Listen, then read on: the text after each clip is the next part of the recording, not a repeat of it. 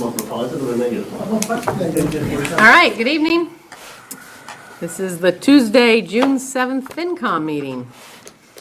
Joint tonight with our illustrious Board of Selectmen and Select Women. And we're going to start off with the audit report, which is why the Board of Selectmen are here tonight. Dick Kingston is going to go through his report and answer some questions for us. Then Tom Perrell is going to give us a nice update on Alumni Field. And we have some reserve fund transfer requests to discuss. Bonnie's going to give us any updates on financials in FY16 and 17. We have to elect some new officers for next year for FinCom.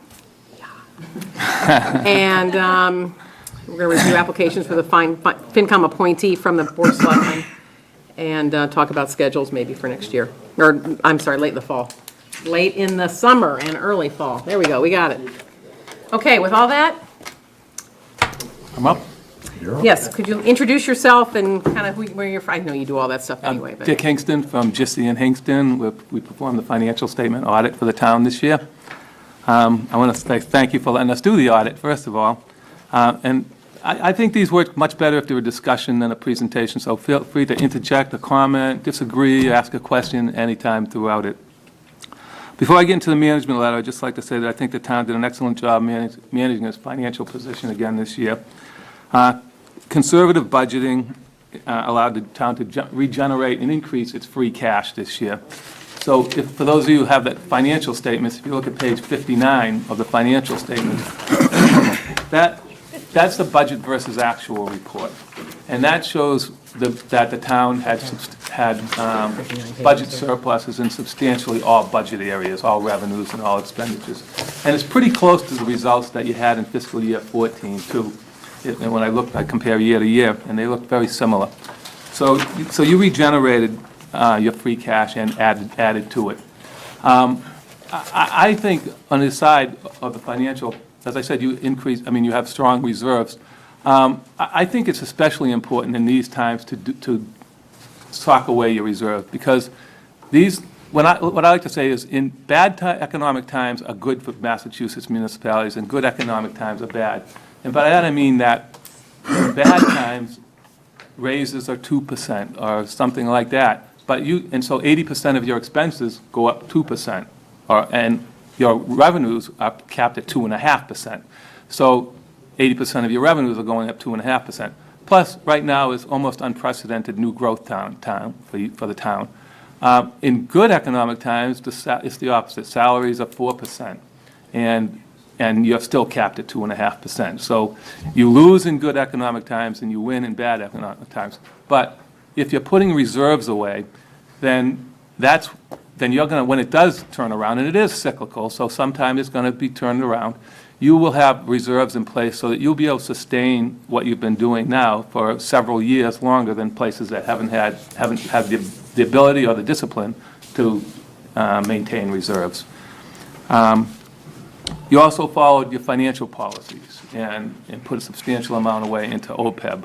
And Moody's and Standard & Poor's, the bond rating agencies, they love both of those, putting money into the OPEB, and they like strong financial policies. These are all the things that made you a AAA community, and if you continue down that road, will keep you a AAA community. I used to say that the most important thing about being a AAA community was lower bond rates, better interest rates when you went out to borrow. But I've come to learn that it's really more than that.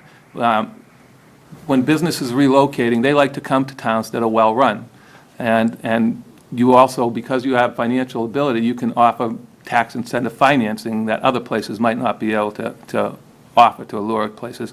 Also, there's so much available on the internet these days that when people are relocating, they look on the internet and they can tell when towns are well-run in AAA communities, and I think it impacts house values too. So it's a lot more than just bond interest rates. Keith, I'm sorry, is that on the spiel, like when we talk to businesses coming in and so on, the fact that we're AAA rated? Because I hadn't really thought about that tie-in before, but that actually is a good point to probably bring up, right? TIF is. Yeah. Thank you. We can downplay that one. The first three letters out of our mouth are TIF, and the next three letters are AAA. Okay. What do we decide? Do you get to say it first, or do they say it first? They say it first. Yeah, they say it first. Yeah. All right.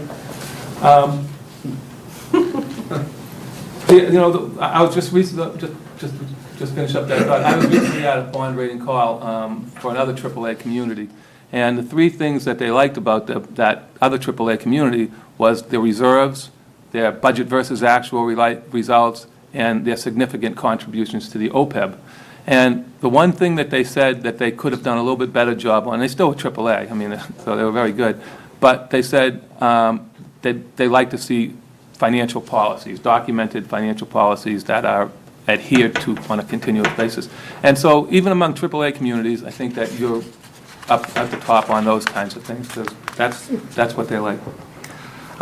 So my management letter, having said all that, my management letter your internal controls are good. There's nothing earth-shaking in here. A lot of it is stuff that's just for informational purposes, or things that have most of them have been taken care of already anyhow. But the first one had to do with the allowance for abatements and exemptions. Every year, the town raises on its recap sheet an amount that it anticipates it will abate. And because it's an estimate, some years they abate more, and some years they have extra.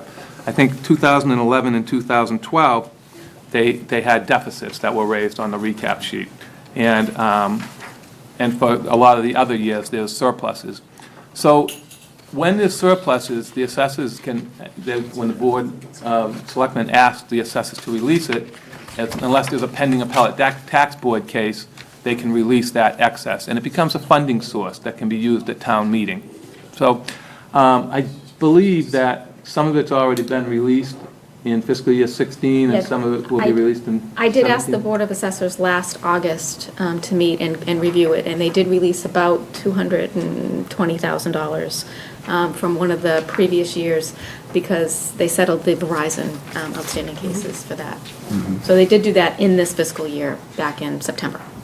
Yeah. And are you planning in August? Yeah, well, I ask every year. Yeah. So, There's a kind of a planning that can go with that too, because you could ask to have it released in June, and it would become part of your free cash. I kind of think it's a good idea to wait until the next fiscal year, because on June 30th, free cash lapses. So there's a period that you might not have any free cash to go to town meeting if you needed a special town meeting until free cash is recertified.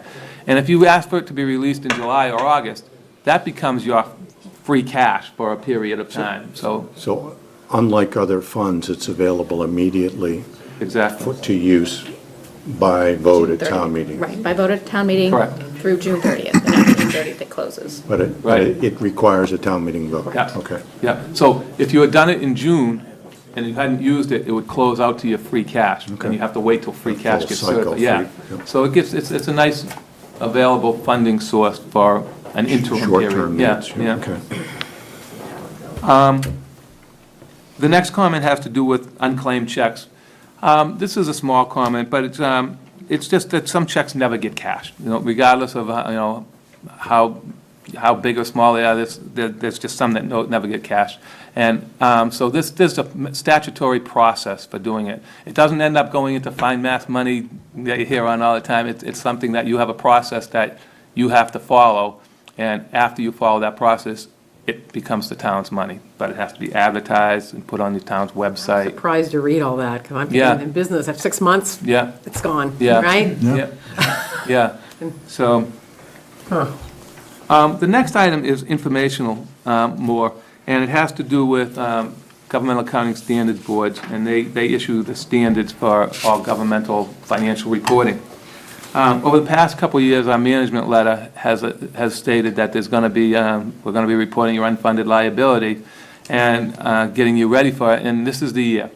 So what we had to do was report your share of Middlesex County's unfunded liability. And so this was a full employment for actuaries, because it used to be one actuarial number for Middlesex, and now they have to treat it like there's 351 cities and towns, plus all the regional schools, and so each entity of Middlesex had its own actuarial report done for it. It was really in one big report, but they had to treat each entity separately. So your share of the actuarially determined amount was $19,021,595, and that, most of that is reported in your financial statements. And we also had considerable notes to the financial statements that are in there, and there's more than you ever thought you'd need to know about the pension system. What used to be a 2-page notes is almost a 9-page notes just on your pension system in here. And one of the things, there's a schedule in the back that says that it's not that number, $19 million. But due to a quirk in the standard, about $5 million of it is not reported, and that's because it's the light department's share. And the light department is a 12/31, the 12/31/14 financial statements are in here, but they were not required to implement until 12/31/15. So their share of that $5 million will show up in the next set of financial statements. So, excuse me, so that's 24 million, or is it? No, 14.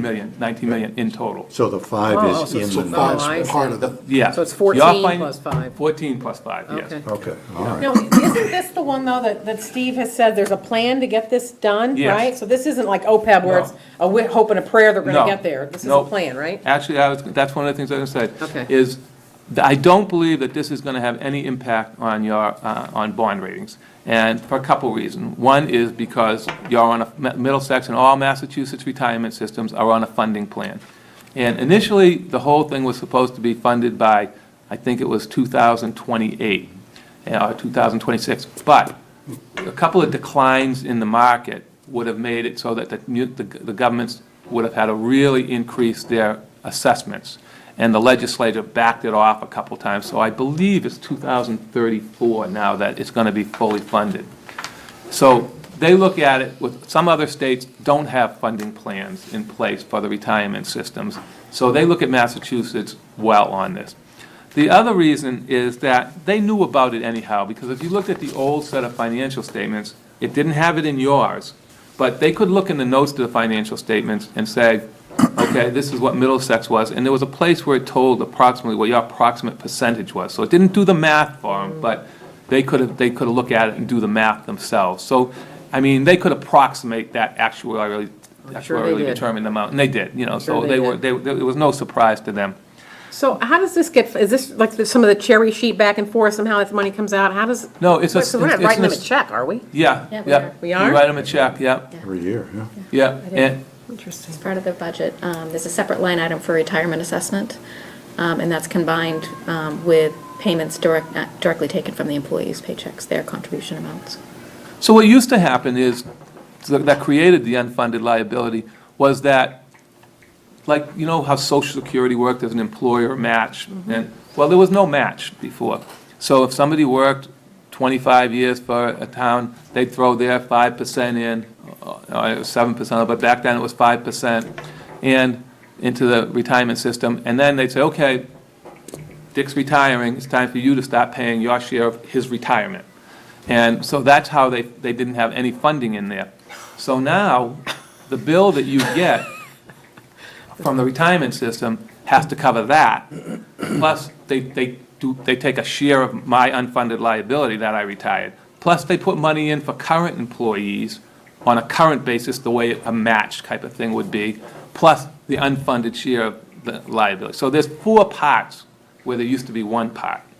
And so by the year 2034, if the stock market cooperates, it'll only be back down to 1 part. You'll be paying in for current employees. Assessment will go down. The Will never assessment will happen, go but it down, sounds yeah. good. Yeah. Yeah. So stay on the board. Right, you'll still be on the board then, so you can. So on top of what the employees kick in, what does the town kick in on top of I that? think it's like $1.7 million this year is our assessment. Yeah, and it continues to grow. I mean, even if the employees don't grow, it continues to grow because they kind of back-end loaded the assessment. So to get people to agree to go into a funding plan, they said, you know, it'll be lower in the beginning and just continue to grow. So it goes, I think it's 4%, it goes up a year, That's about right. irregardless of, I mean, if you lost a lot of people, there's still a 4% piece that goes up. the next comment, the last management letter comment really for this year is something called the uniform guidance. The federal government overhauled its guidance on how they want their federal programs managed and audited. They issued a document, a substantial document that's called the uniform guidance. It's the Uniform Administrative Cost Principles and Audit Requirements for Federal Awards. So this new document supersedes all of the other, they used to have circulars. They had 8 different circulars that govern different parts of the program. Some were audit, some were cost principles. And and they place a heavy emphasis on internal control and documentation of internal controls. So what we're supposed to do as auditors now is supposed to be able to come in and say, okay, let me see your internal control document over your federal programs. And they have certain specific things that they want addressed in it. Even it doesn't tell you what they have to be, but they have certain things that they want addressed. And one of them has to do with organizational conflict of interest and conflict of interest policies related to procurement. So they want to make sure that no one that's doing a selection, and they want your document to state that in it. So it's a big document, and I just think I think that's probably fall somewhat in Bonnie's lap to just become familiar with it and to help produce a document that can be an internal controls. The schools also have a lot to do with the grants, and so they'll end up having to be involved in creating the Now, document. are those also. things already, because, I mean, the Board of Selectmen, you have some policies of your own, right, that are not financial policies? Is that kind of stuff in there, or this different? Some of the policies we have are already in place, but these are new ones regarding expenditure of grant funds that are not in Just place. grant. Well, that, okay. And you know what? It's like, you do have policies in place, and you do manage, this is, every once in a while, we don't, if you don't meet the $500,000 federal threshold for expenditures, we don't do a single audit after work with certain testing we have to do.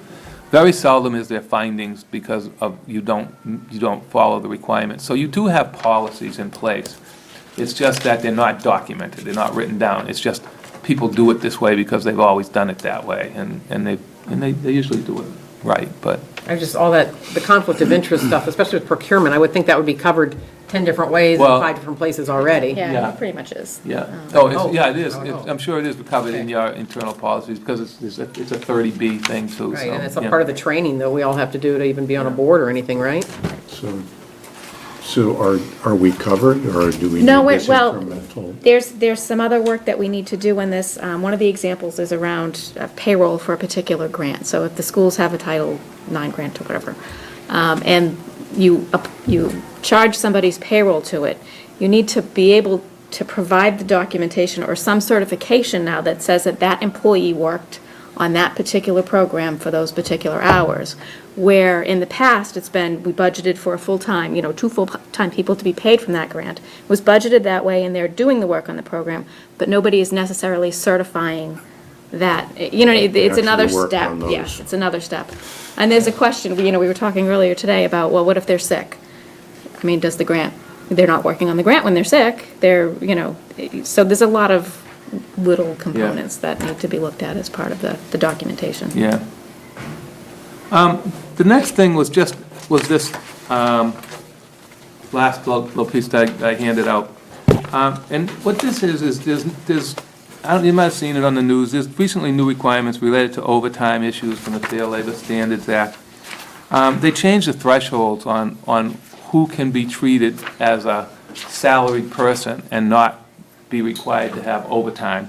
So I think it was, in the past, it was anybody that was considered, they have to perform certain duties too. They have to can be called white-collar workers, and they have to be doing administrative jobs.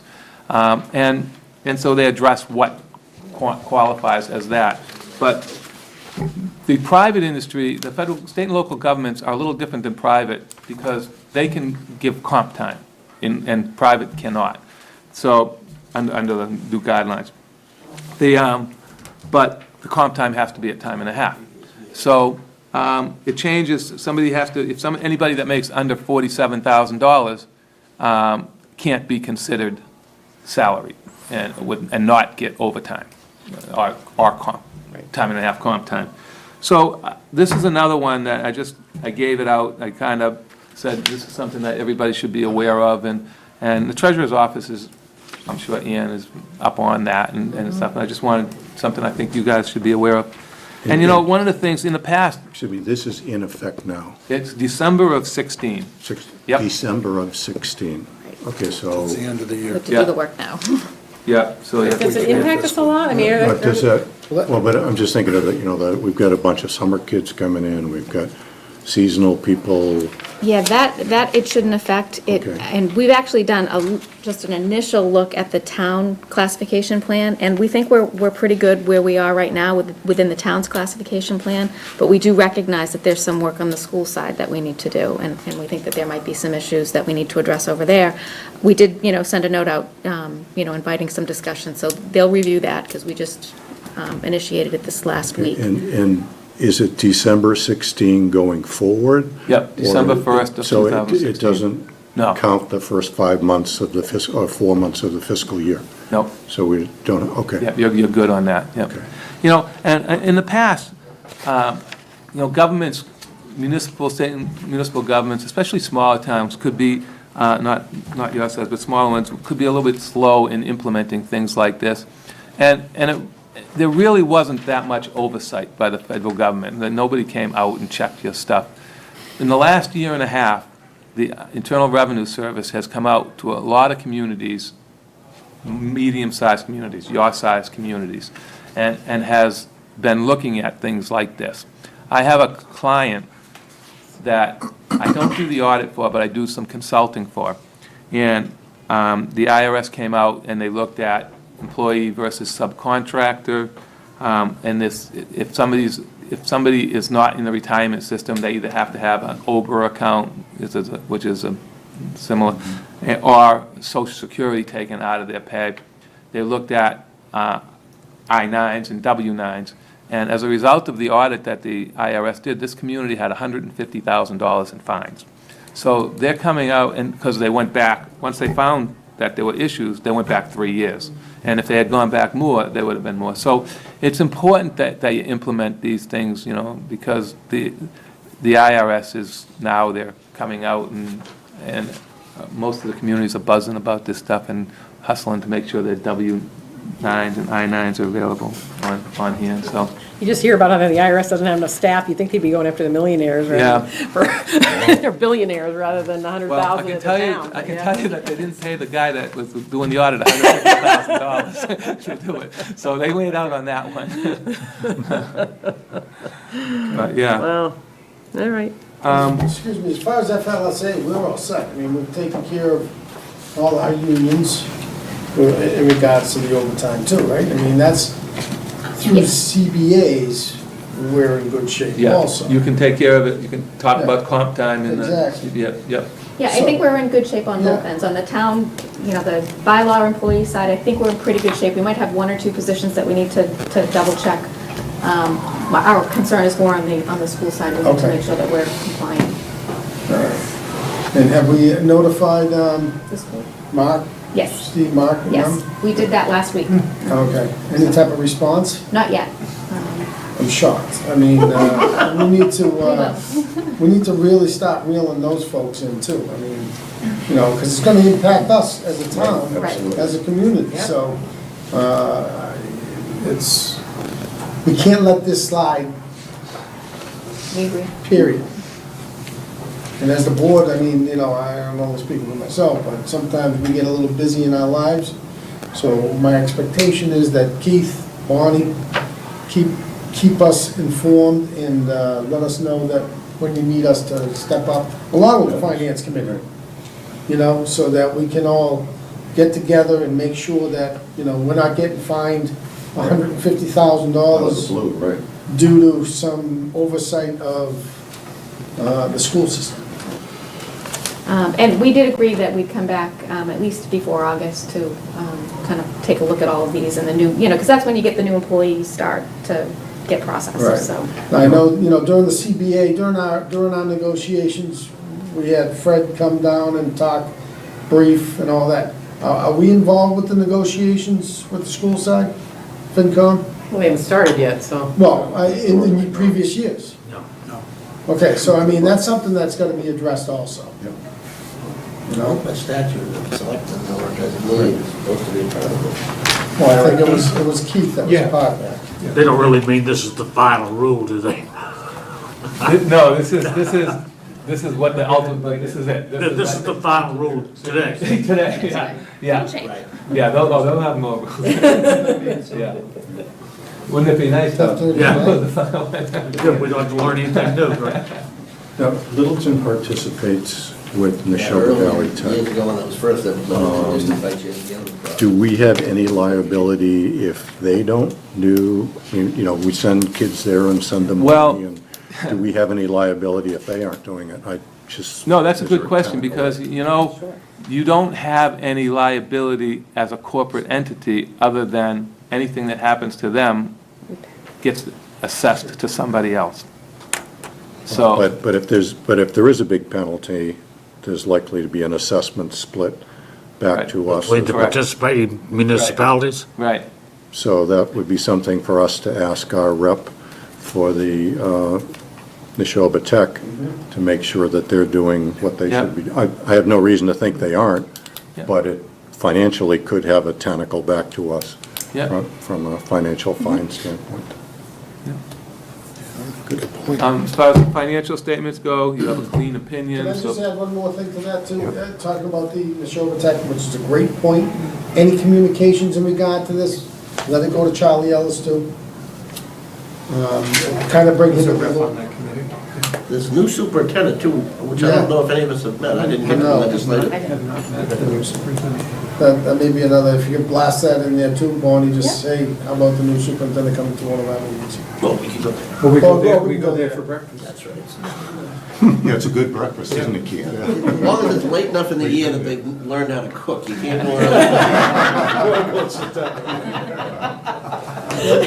The other big problem is, That's why they invited us in February. That's right. the other big problem is, we work for a living too, so sometimes the mornings don't work. You know, the prison system anymore?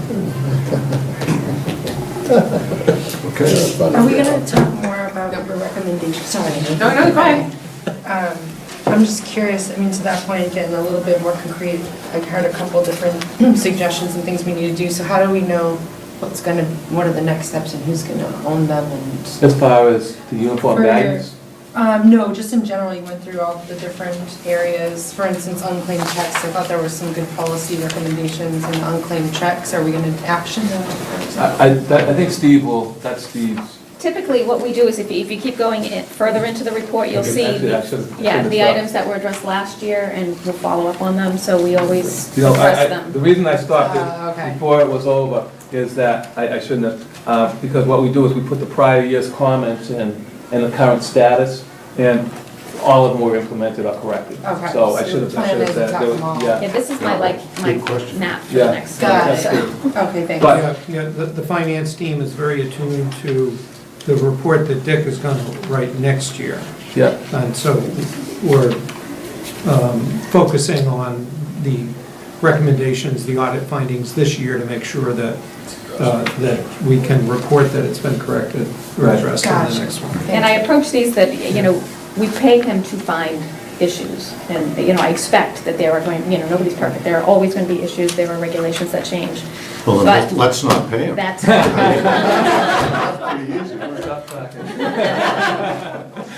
so he identified the issues this year, but last year, we looked at the issues, we made sure that they were clear and there, so.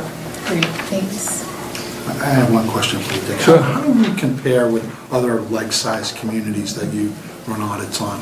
well, I mean, very well. I mean, you're very well run. I mean, the AAA says Sure. a lot. I mean, and so, there's not a ton of them out there, but, so I think you're very well run, and your finances are in excellent shape. I mean, so, I think you're a very strong community everywhere that I see. Thank you.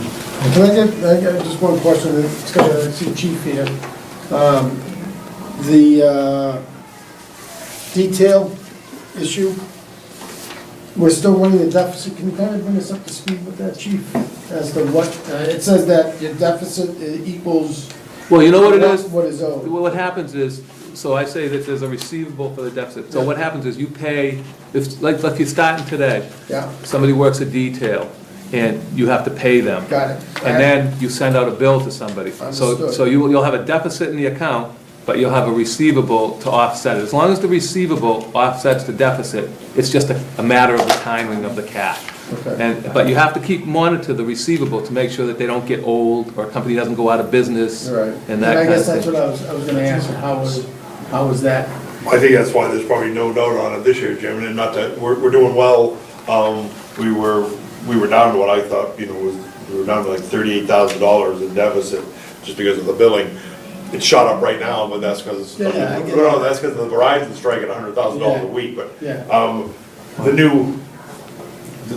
the new addition of the new, assistant is, Plus you put a new billing system in too, didn't you? that's correct. Right, and the receivable balance is about 30 to 45 days worth of activity. Yep. So, and So that's, there's nothing 2 years old, there's nothing 4 years No, old? we chased all that Okay, one good. down, Jimmy. That's- The only one we're that's- still chasing with, I'll be honest with you, obviously, is the state. I'm still chasing a few things with the state. Okay, They're difficult to chase. gotcha. That was my only concern, was whether or not we had There are a lot of write-offs, right? old debt. I would assume most ongoing businesses are gonna pay their police bills, I would think. Except for the state. Most of the- You would think. You might be wrong about that. I was gonna say that the opinion, right in the beginning of page 1, there's an opinion letter, and that's what the readers look at first, and and the opinion is clean. It says the financial statements materially correct, and that's what Moody's would look at. They go to that page, look at that paragraph, they know exactly where it is, and as long as it's not, if the paragraph was moved down a couple, then they know that something's not right. But they look at that, as long as they say that one paragraph says the financial statements present fairly, then they just move on and start looking at them, so. Anything else, anybody? Great. In the studio audience, nobody? Okay, see? Thank you very much. All right, thank you. Thank you very much. Thank you, Dick, appreciate Want it. to take the vote here? You want a motion or want to accept it? Yeah, you want to do that one next? Right. Oh, they're Yeah, here? We're posted to, Okay. and just would take a motion Yeah. to receive. Move to Okay. vote to receive the fiscal year 2015 audit financial statements and management audit prepared by Juicy, Kingston and Company dated April 20, 2016, including the management response prepared by Assistant Town Administrator for Finance and Budget. It's been moved and seconded, all those in favor say aye. Aye. Excellent job. Thank you. Thank you. Thank you. We're going to switch the agenda, we're going to do the reserve fund transfer. I don't know if you want to stay, because there's actually some questions now that there's two in the discussion. We want to have some other discussion about that maybe, so. Why don't we do the property one first? sure, I did provide you with a statement of where your reserve fund sits today, so there's $112,018. You've done, let's see, 1, 2, 3 transfers year to date, so there's still a pretty healthy balance there. And I have Keith's requested reserve fund transfer up first for $8,000 for 2 real estate appraisals for the Joyce Williams property located at 31 Boxborough Okay, Road. before we get into that, can we, maybe Keith or somebody just talk for everybody, the 2 properties now, what's going on with these and so on, and what we're looking for? What 2 properties? Well, because now besides the Joyce Williams property, there's the Smith property that's also being discussed. I'm in no position to talk to you about the Smith property since I've only found out about it in the last couple of days. But it doesn't seem to me like, how can we make a decision? We know the other one's out there. So how do you make a decision on one without knowing about both? This is where we always are. These things just kind of seem to come up. And I don't know how we'd be talking about these if we were buying the Cooper Farm right now. So Well, I can talk to you about the matter that I'm bringing you, which is the Joyce Williams Right. property. That back in March, just as we were closing the warrant for the May town meeting, the discussion came up, there was a request for funding to the Community Preservation Committee, and there was some concern about shouldn't we, and we had Joyce Williams here in this Right. room to talk to us about her intent to work with us on purchasing her property. So That property was on our radar screen, and the disposition that we made of it was that we need not bring the matter of purchasing that property to the May town meeting, in part because we had done no negotiations, we weren't clear on how we would carve, she's offering us a portion of her property, but we hadn't carved it up.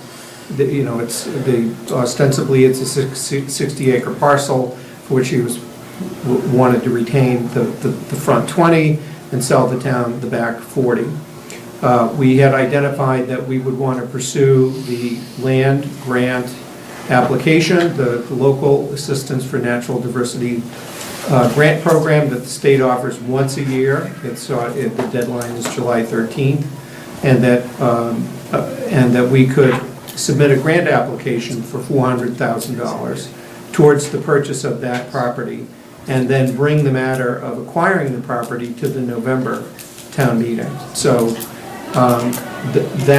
so I can say that property's been on the radar screen. We've been working for months with Littleton Conservation Trust and the Conservation Commission about that property. The Conservation Coordinator, our staff person, has been doing quite a lot of work on it. And in the process of preparing our application for funding, we are required to submit 2 appraisals. So that was on our radar screen. We thought we had it covered because the Conservation Trust had offered some funds to be able to cover the appraisal costs.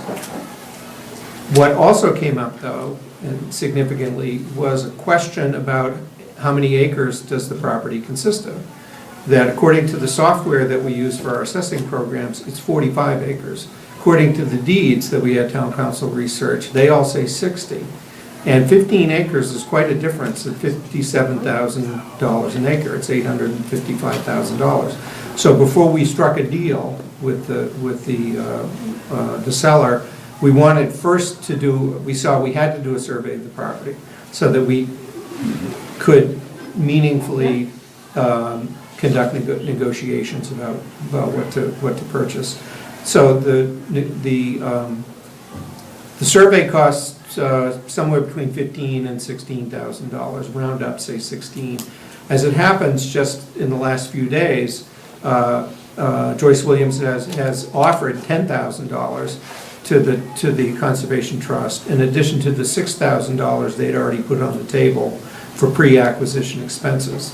So if we look overall, there's $16,000 for survey, $8,000 for a couple of appraisals, is $24,000 worth of pre-grant work, pre-acquisition work, but mostly pre-grant application work. 16 of that is now covered through Ms. Williams and the trust. What is uncovered at this point is the cost for the appraisals. Ms. Williams has indicated her intention to reimburse the town and the trust for any of those pre-acquisition expenses that are incurred if we buy the property. And the if we buy the property part comes in November town meeting, if there's a 2/3 authorizing vote to acquire it. But what we're mostly focused on now, and the reason it's time sensitive, is that the application is due a month from next week, and we've got appraisers lined up to do the work. The trust hired the surveyor just today, since the money was in place, to get that done. We can have the appraisal work start now, and then the appraiser can finalize their work based on, because it's mostly per acre work, and then they can assign the value once we know how many acres are involved, once the survey is complete. My question is really, assuming there's not money to buy everything that comes to a table, and if we start down this path on the Joyce Williams property, and then Conservation comes up and says, but we really want the Smith property more, where do we have that conversation? We're spending money already. Paul, do you have something else you want to say? I think, just to say amen to your comment, Madam Chair, I think you're right on target. There's a lot of merit to the Williams property on its own, and I feel comfortable with the request that's before the board, just given the acreage involved, its proximity to other major open space parcels, but we right now lack that process. We got all the players. I mean, you got a Conservation Commission, we got an Open Space Preservation Implementation Committee, we have a plan, we have and a CPC committee too, and as well as these two boards, and yet I don't think any of us could, if asked, on a street corner, what are our goals? Well, other than generalities, and we gotta get beyond that point, and I think those 5 bodies need to be in a dialogue so that we identify properties before they pop up, because they will pop up, and the problem you cite is exactly it. If we happen to be in a quiet spell and a lesser property pops up, sure, there'll be an audience for buying it. And then inevitably, 2 or 3 months later, a more important property will come up, and it's like, oh, well, we already spent the money we'd saved on that, so now we have to raise taxes to get the next one. That's the scenario we should be working to get away from. And that was kind of a process we had before, by having a pretty clear checklist of what our main priorities are, and I think if we get back to that and have a consensus on that, then we'll be better able to hash these out. That being said, I think that the Williams property kind of hits all the checks all the boxes, even, assuming whatever prospective plan we might have. So if we assume it's 40 acres at the end of the day that we're buying, and it's 50 grand an acre, if it's back, if it's backcountry and landlocked, Yeah. that's $2 million. We get That's lucky right. and we get the grant, that's 400,000, so Right. $1.6 million that the town's on the hook for. So we get to do. Have you guys looked You at? get to do one of them. I'm sorry? You get to do one of them from, say, the Community Preservation Committee well, anyway, in terms of Okay. what borrowing authority we might have. Okay, so that basically dries up the CPC until. We happen to have some borrowing that's coming off, CPC borrowing that's coming off for the church. Church Meadows. That's worth a couple Property. $100,000, right? Yes. A couple $100,000 a year? Yeah, right now, the borrowing capacity with that Church Meadows debt being paid off between the open space bucket and the undesignated would be about $1.5 million for a 20-year note. Okay, so that's the Williams property. So if something else comes up, we're into override or Other some other creative funding to do. In the Smith property, as I understand it, is 60 plus or minus acres, and that property does have a lot of frontage. So the likelihood of getting that for 50 grand an acre is probably pretty low. I know SUNY and Pat are pretty nice people, but at the end of the day, they're going to want their money. So I would think that, that this Smith property in its totality would almost have to be an override unless there's, Doesn't it already have a CR on it, though? I'm sorry? Doesn't it already have a conservation restriction on it? Yeah, but they can buy out of that, right?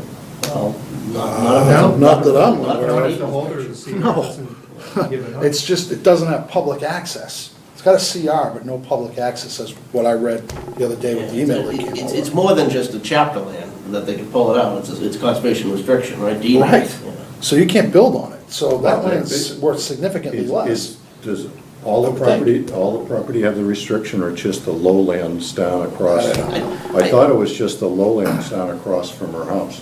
In any event, all good questions, I think it just reinforces the need for the interested parties to get together and kind of get on the same page about what our collective priorities are. What the goals are, what properties are more valuable than others. Yeah, and even talking about the things that aren't on the radar screen yet, I mean, all the, the farm properties on 119 seem to be, anytime one of those is in play, it generates a lot of interest. You can prioritize all you want, but you still have no idea when an heir or an owner is going to offer the property up. Well, then the next step At could least be you can rank 'em. approaching the owners and finding out what their plans are. Yeah. Okay. And there's, $8,000 is not a big risk for the town. Assuming we go this route and we approve this and we get whatever activities done so that conservation group can put in for the $400,000 grant. Once we start that wheel turning, that doesn't really lock us into anything. It doesn't lock you in, no, because, for example, we applied for that grant for Church Meadows and didn't get it, but it didn't, and so it was a separate issue of whether you actually acquired the property or not. What we had built into the Church Meadows deal is that we would at least not close on the purchase until we knew whether we got the grant or not.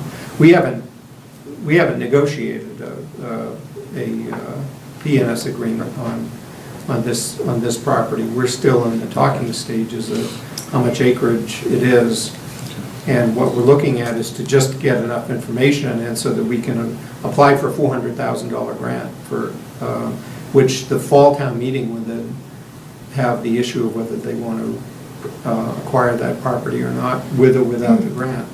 And if there's now suddenly, and I'll use the word suddenly, another piece of property that is on the horizon, then we will need to talk about that, and as has been said, and consider that as well. Does that mean that there's two pieces of property competing for our attentions at a fall town meeting? I don't know. But even in that, even if that's the situation we find ourselves in, we'd probably have to choose one over the other. Right.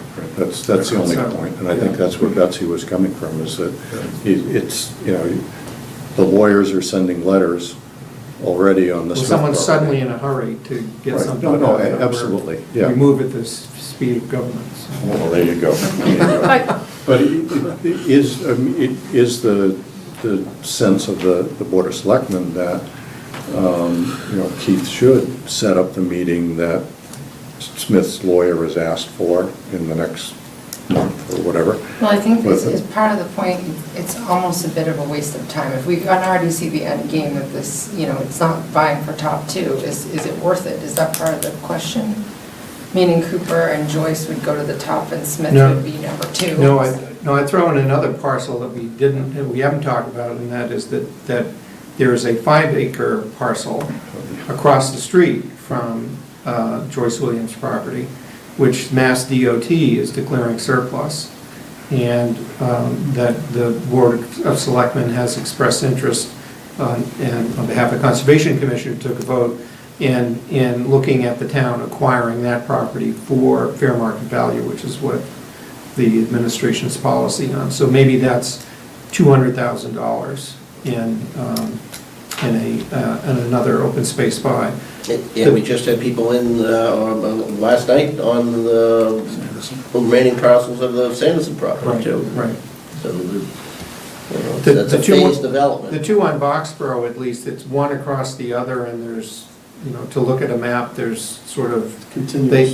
that they fit into a larger whole, and you can sort of see that you're providing access over a long period of time. But those are the, one of the things that I'm looking to get the Open Space and Recreation Committee to do is their plan, their Open Space and Recreation Plan update is just about completed, and they expect to get it maybe the end of this week or early next week. Andrew Samarco is looking to have his committee meet, and then we'll bring that plan initially to the selectmen for your receipt, and then you'd need to vote on it by July. Will there be opportunities for input at that Sure, stage? yes, yeah. Yeah, they've had a couple of public forum, but I think that's it, more than anything else. I mean, that's the plan, that's what they've been working on, and has the list of acquisitions on it, so I But I think hope that. one important piece of this whole puzzle too is, we need to see what that value of that property is. And as Fred said, could be 50,000, landlocked could come in at 20 grand an acre. So we need to find out what that is. We have a pretty good idea as to the 5 acres that MassDOT's Yeah, throwing up it's there, about, because yeah. they have engineers and all that on staff, and they threw out the 174,000. They had a minimum bid. Yeah, so 175. Yeah. we have a pretty good idea that it's gonna be that plus maybe no more than 200,000. And we have the right of first refusal on that? We do. So the next step, I think, is, before we start even talking about Smith, because it's new to all of us, I think if we can get a handle on this piece of property and get an evaluation and get a number, because we're just grabbing at air at this point. Yeah, I mean, for the Joyce Williams, for whatever parcel we have gone after for a grant, for the land grant, we need an appraisal. I mean, we can, It's bottom line. we can know what it's worth, but the state doesn't care about what we think. And believe, for the previous appraisals that we've had done, one we commissioned for Cooper Farm, the one we had done for the Church Meadows property, they both came in around 57,000 an acre for what, so even using that as a ballpark, if it's 40 acres, it's $2 million, so that's, That's basically what. and if it's less, and if the surveyor says that there's less land there, then It's the not price so goes sure. down, so. Still think the expectation needs to be set out there, that people need to be able to say, of these two properties, which one, if you can't buy them all, because at some point you can't buy every piece of property, we've already seen it, which is the most important. People start thinking like that, right? And I'm not sure that's the headset right now. I think it's important too, I think someone made the statement, maybe have Keith talk to the lawyers from the Smiths. I think whatever information we can get at any of those properties is helpful, whether we proceed any further or not. I can certainly do that. Yep. I had received the request and shared it with the board, and Ray Lyons, who we've worked with before, I think I could get well briefed on. Okay, well, if we can Okay. just be kept in the loop on this thing, another $3 million bill coming down the loop, how we're gonna pay for it. If in fact the Williams land is in the 2 million range, then we basically wipe out the CPC ability to do anything for the next several years of any size. Yeah, I mean, the borrowing authority, you'd have to use up all of the available borrowing authority, Right. not only for open space, but for recreation, yeah. unallocated. We've got money in the capital stabilization we could use. It's, so, I didn't say that. what about the cell towers, Bonnie? Hey, there you go. Well, yeah. We're still paying the debt service down on Proudy and, what's the other one? No, they're very close. Cobb. We have about till 2023 to pay them down, and then they'll be Right, available. but there's still, There's not an accumulated balance, we've been drawing it down Yeah, every we year and put the putting it into balance into the CPC, so there's Community not like Preservation a Fund Right, last so it's year. already. built-up balance. We put 147,000 last year. but is that included in your figure for CPC? CPC has two components. They have the cash balance, and then they have the borrowing capacity. The borrowing capacity between the open space and the undesignated is $1.5 million. Okay. My estimate today of what the cash balance is in those two accounts that are unencumbered, they're not committed, would be about $800,000 by June 30th, with the potential to have another $200,000 just for those two buckets if the state match is at the same level as it was last year. So you could potentially by August or September have $1 million between open space and undesignated cash. Yeah. That wouldn't affect the borrowing. So when you talk about the borrowing the borrowing capabilities, you're including the cell tower money that we put in every year? Yes, it's Okay. incorporated in All right, that's all all I those just figures. want to make sure. Okay. We beat this one to death, or more discussion on this, or should we vote on the, My only concern is, Keith, if I understood you correctly, if we fund this $8,000 and we do not end up acquiring this property, we lose the $8,000? Yeah. Yes. That's right. I mean, That's the typically, ante to get into the grant funding. yeah. In order to submit any grant application, it has to be covered with an appraisal. If it's above a certain threshold, which this value of $2 million would be, then we need a second appraisal. On occasion, in the past, we've been able to get the Conservation Commission to pay for the appraisals that years ago on the Gap property or other ones, but we've sort of tapped them. So, my other question is a follow-up. With this appraisal, it is being appraised as landlocked property? No. So they're getting an appraisal on the entire property, but they're only gonna They're offer us getting the back appraisal 40. on the entire property, and what we have not done yet is configure what is the, what's the 40 acres look like? Does it have frontage? Is it a pork chop lot? I mean, what is it that we're being offered? They haven't So, sketched out anything. No. But that's part of the appraisal that has to be done. They can't appraise it without having it, Right. right? Appraise it Yeah, without knowing. in order to command the, Well, they did come into CPC. Joyce Williams was there, and Conservation Trust, and Rick Finley was there as well. And the impression I got out of it was that it would be landlocked. The landlocked back 40 is Yeah. what they were talking about at that time. I haven't, this is a month and a half or two Yeah. ago, so a lot could have happened in the time between then and now. the other thing about the What they way, talked about the was way that- the state agency does the appraisal, that, because we're looking at their guidelines, if you haven't carved it up, you take an appraisal of the entire parcel, you take an appraisal of the parcel that they keep, and you subtract one from the other. So it would naturally appraise higher as So- one Right. whole lot Which I- versus just appraising the landlocked piece. And I think that's why we should do it. Right, well, in fairness to the seller, if she wants, if she's looking to get money out of it, we can't get a non-buildable lot. It can't be landlocked, it has to have value from But appraisal. we're not there yet, Keith. I mean, the survey has to be done. Right, I mean, the survey got started Step one today. has to be done, the 16,000 that she's paying for, the 10,000 and the 6,000 for Conservation Trust is the survey. Now, Right. during that process, the question can be asked, okay, what 40 acres, what 20 acres, what 55 acres is it gonna be? And then we can make that determination as to, okay, here's the landlocked piece value, here's the non-landlocked frontage piece value, and work out our actual estimates and Yeah.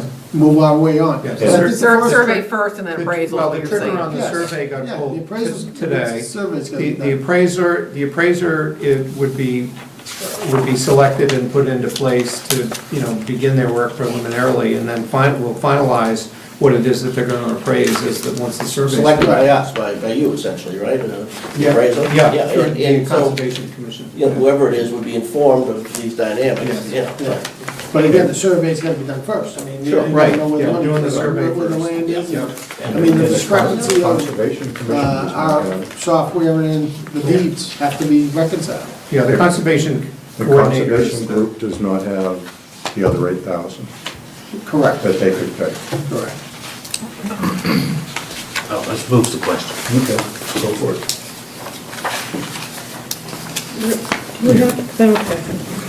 I'd be glad to go to that well again and try to wring it out of somebody, but if I It says it's have for the the- vote tonight, then I can hire the Appraisal and appraiser survey.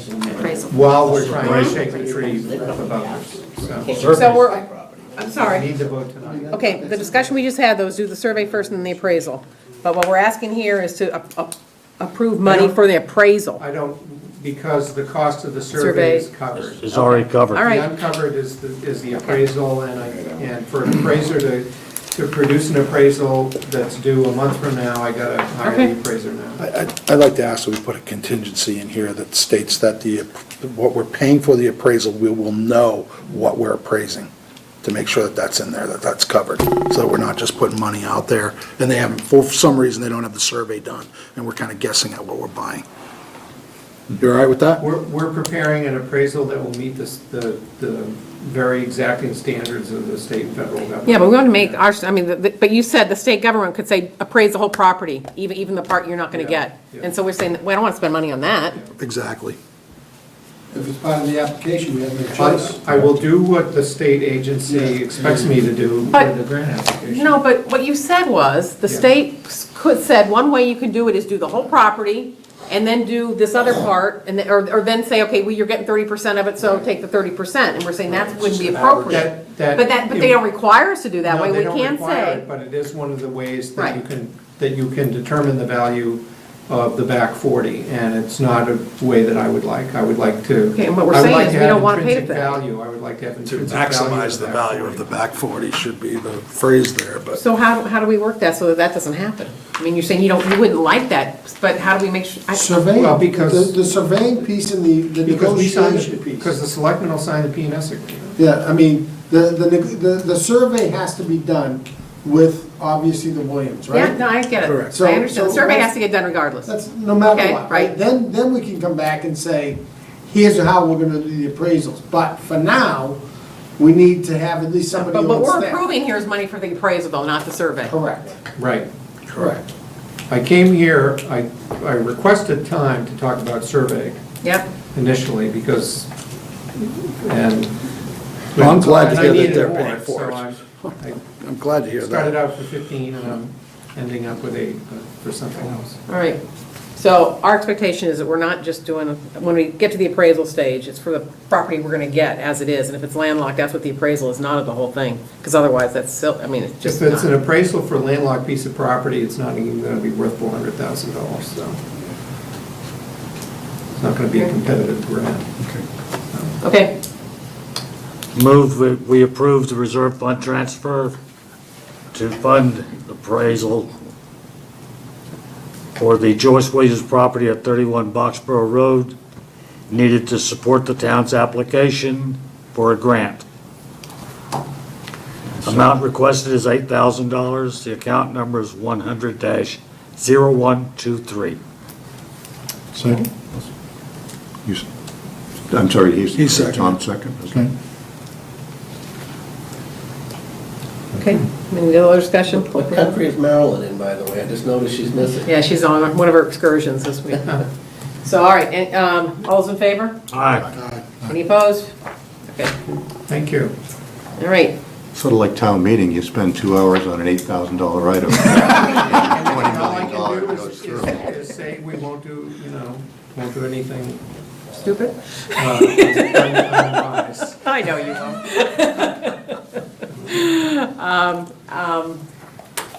Okay, so now, you want to just do the veterans one real quick? Sure. Yep. And then we'll have Tom do his. So we do have a request, I had emailed you sometime last week, a request from John Borowski, who wasn't able to make it this evening, he is tied up at another meeting, but asked me to review this with you. The veterans' benefit expense is exhausted as of this warrant that I have in process right now. We haven't released the checks, obviously, but they are out of money. The budget for fiscal 2016 was set at $120,000 for veterans' benefits. John is estimating that he would need somewhere in the neighborhood of $16,000 to be able to close out the end of the fiscal year and be covered. We did see this coming some months ago when we were in the process of setting the 2017 budget. So the 2017 is set at $175,000, which annualized at the current rate should be fine. So we hope not to have to come back. But, if caseloads change and benefit levels change, that might need to be adjusted going forward. He did provide me a nice spreadsheet that's, it's redacted, it doesn't have any information on it, but just to give you the breakout and the detail by month. He's expecting to end somewhere around $135,000, maybe a little bit more, and that's why we asked for the 16.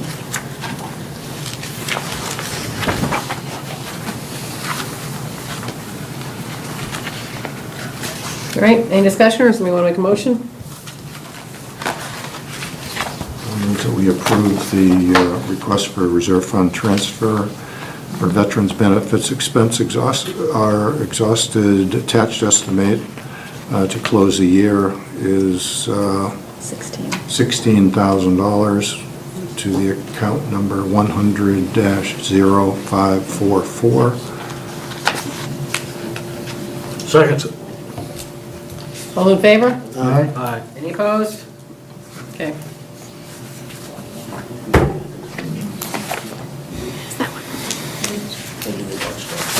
All right, All right, You signed that one? Tommy? Alumni Field. So we've had 3 meetings. And I will say, this is my first time on a committee, and based on the conversations and the discussion we had at town meeting, I was expecting, some very interesting conversation during these meetings. I have to say, the town input has been outstanding. It has been, a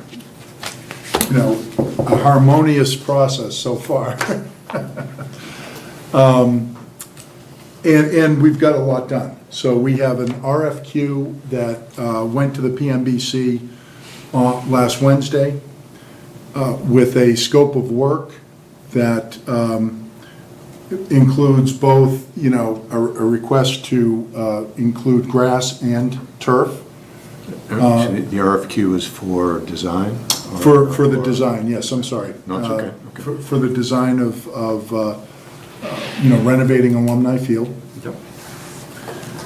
And some great input from the town, great input from the committee. Based on the input, I think we're gonna have a very, if it gets built to the way that the RFQ has been prepared, I think we're gonna have a facility that we can be proud of. And so, the RFQ went to PMBC on last Wednesday. It goes to Central this Thursday. And that goes out, and then the bids will follow within 2 weeks of that time. And so we should have, we should be picking a design firm within the next 3 weeks. 3 to 4 weeks is the timeframe. Go ahead. Is the request just for the field, or is it for redoing the bleachers, clubhouse, et cetera? Yeah, so I do have a scope of work. I will make a copy and send it out. I apologize for not doing that for tonight's meeting. So the scope of work is extensive, and I'll just give you some highlights. We're looking at obviously the bleachers. We're looking at parking. We're looking at restrooms, snack bar, storage facilities for maintenance and athletics, for the athletic folks to store stuff. Potentially, redesigning or lighting walkways. If you look at the field today, when you go to a game, and you're walking in, it's not very well lit until you get to the field. Yeah. So, looking at, lighting upgrades and alternatives there. So there's, we're, a lot of input was given by the town, who, the folks that attended. New ticket booth, fencing, the whole area. So we will include, or the RFQ will include a snapshot of that space, an aerial view of the space that we're looking at. Is Jet Field staying or going? We requested that they give us an option of moving Jet Field over to the middle school field, and obviously keeping it where it is. So we've included a number of different options, and expanding the parking. We covered the issue of the buses. If there's extensive work that is done around parking and traffic flow, obviously that will come with a price tag. So some of these things may be in a a first phase will get done now, or whenever it gets voted on. And then a second phase down the road, you know, when there's funding available. So it's kind of a wish list of things, but within a reasonable scope. You know, That was gonna be my question, so was this the wish list of everything we could ever think of and throw it in there and see what it costs, or how do we approach this? No, And how do it- you give guidance on, we want the biggest and the best, or we want, you know? No, and it's really going to be, you know, there's going to be, obviously, the PMDC has input on this as well. And obviously, once the RFQ gets into their hands, they kind of run the project with our input.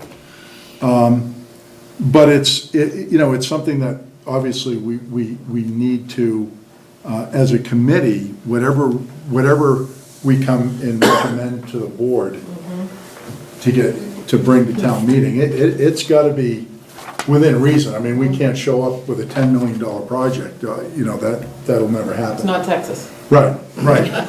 Yeah, the 67 million, we did send a letter down to the Texas high school and see if they, if they come in under budget, can you lend us 10 million? Yeah, so, no, it's going to be a reasonable, we're looking at, okay, what do we need for stands, but we're not going for Luxury boxes. luxury boxes, what do we need for a new press box, but it's gonna be, a reasonable space. So, some really good input. Mike Lynn is presenting tomorrow night in terms of, okay, what his recommendations are for, some of the things that he needs. Okay. But, the fields, regarding the field space, is we requested that they design the fields to accommodate, lacrosse, boys and girls lacrosse, field hockey, soccer, football. And if you look at a soccer field, it's a much bigger footprint than a football field. It's wider. Girls lacrosse, that field is bigger than a football field. So we're looking at a much bigger field space and then making it safe for the sidelines. And we have to be aware of the cheerleaders who need space, and then people who are coming up into the stands, so they're aware of all the things that we want to do. But it's certainly not going to be a big budget number. Quite frankly, the number that will drive the cost will be, what do we put down for a surface? Whether it's synthetic or grass, that'll be a big, probably the biggest differential in cost. Well, with lacrosse being the apparent bad boy here, tearing up the fields and whatnot, does it really make sense to put, I'd love to see a beautiful grass field down there, but if, these guys are gonna dig up the field in 2 years playing lacrosse on it, does that really make sense? I just wonder what. Yeah, I don't have an answer to Fred's question, but I just want to tag along to that. I'm encouraged by everything Tom said, and I'm not surprised that the group is working as well as they are. But, at town meeting, Fincom specifically, but I think everybody was in consensus, had acknowledged that while this process was specific for alumni field, there were basically 3 other global issues that needed to be addressed before we could sign off on the specific work here. One of those is, a comprehensive plan for fields, which kind of addresses, is that the best place for lacrosse or otherwise? I don't have a horse in that race. I just want to know that somebody's given that thought. And 2, do we have adequate maintenance plan for whatever we have? And then 3, are we going to adjust our budget documents so that there's a separate space for all the fields so that we can kind of keep them under, one roof and pay attention to them that way?